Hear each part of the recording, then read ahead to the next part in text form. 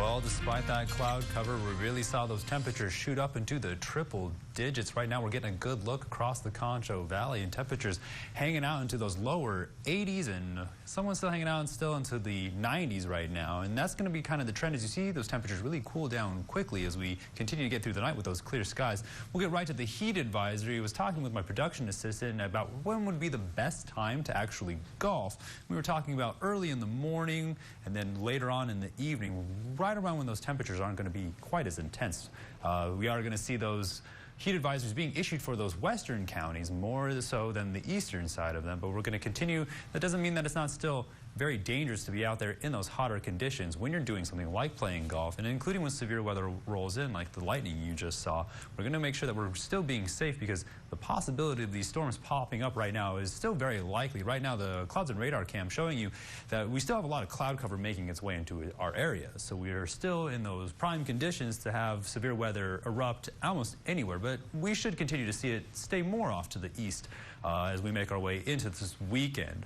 Across the nation right now, we're really focusing on those southern states that we're starting to see a lot of that rapid cloud development with tornado warnings and watches kind of expiring right now as it continues to push off the east coast there as it interacts with that low pressure system kind of hanging out over the Great Lakes. That's going to continue to pull that moisture to the east as we start to see the lower subtropical jet bringing that warm moist air that we continue to see in our area.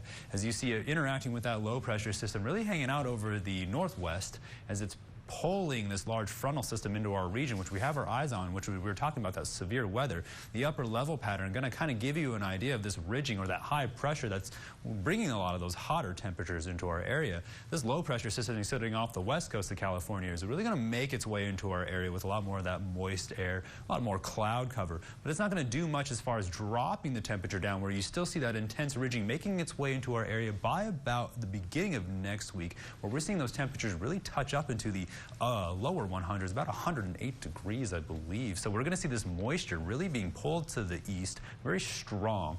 And then we see that same low pressure system off the west coast. It's really going to take aim right there towards northern California, where we could see a lot more moisture really pulled into our area, considering that the wind speeds around the subtropical jet are touching up to about 50 to 100 knots right now.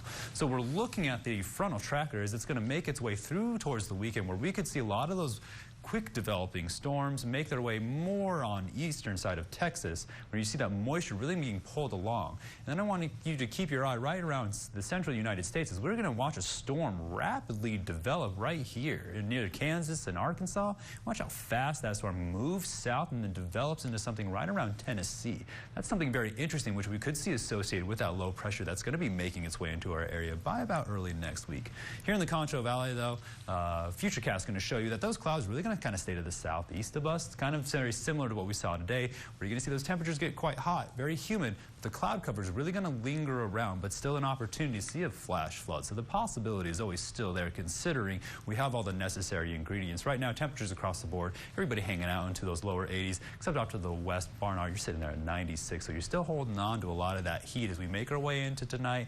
But of course, the dew point and relative humidity kind of giving you an idea of the cloud cover we're going to see, is you're going to continue to see it kind of dry out as we get towards tomorrow. So those lows going to be dropping down into those lower 70s tonight, actually.